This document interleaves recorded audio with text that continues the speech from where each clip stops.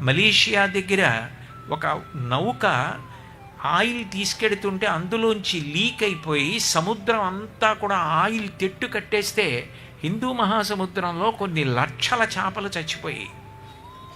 ఎవరి వల్ల పోతోంది? ఎవరి వల్ల? వాతావరణం అంతా కాలుష్యం అయిపోతోంది.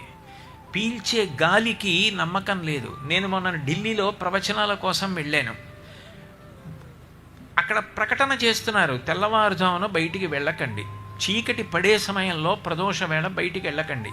నేను ఉపన్యాసానికి చెప్పడానికి వెడుతున్న ప్రాంగణంలో అప్పటికప్పుడు వాతావరణంలో కాలుష్యం తగ్గడానికి ఫౌంటైన్స్ లాంటివి పెట్టి స్ప్రే చేస్తున్నారు. ఢిల్లీలో ఉన్న వాళ్ళు చాలామంది హైదరాబాదులో ఇళ్ళు అద్దెకి తీసుకుని వెళ్ళిపోతున్నారు కొంతకాలం పాటు. విషతుల్యమైపోయి అసలు గాలి సరిగ్గా అందక స్పృహ తప్పుతున్నారు. ఢిల్లీలో హాస్పిటలైజ్ అవుతున్నారు. ఎక్కడి నుంచి వచ్చింది ఆ పరిస్థితి? ఎవరు కల్పించింది? గంగ కలుషితమై, యమున కలుషితమై, సముద్రం కలుషితమై, ఎక్కడ చూసినా ప్లాస్టిక్ బాటిల్స్, ఎక్కడ చూసినా ప్లాస్టిక్ కవర్స్. ఎక్కడివి? ఎవరో చేసింది కాదు, మనిషి చేసింది.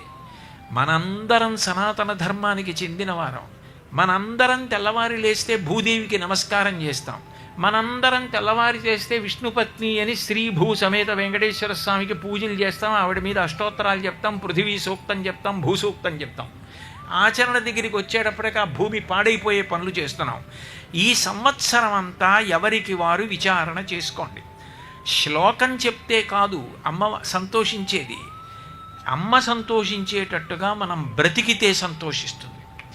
నువ్వు నడిస్తే నిన్ను చూసి ప్రపంచం అంతా నడుస్తుంది. అదిగో అక్కడ సనాతన ధర్మంలో ఉన్న జాతి అంతా అలా బ్రతుకుతోంది.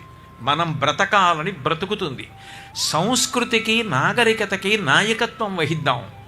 మన పూర్వ సంప్రదాయమేదో దాన్ని నిలబెట్టుకుందాం. మనకున్నటువంటి దోషమేదో మనం పరిశీలనం చేసుకుందాం అని ఆత్మ పరిశీలనం చేసుకొని పరివర్తన పొందుట కొరకు ఏర్పాటు చేయబడిన సభలివి.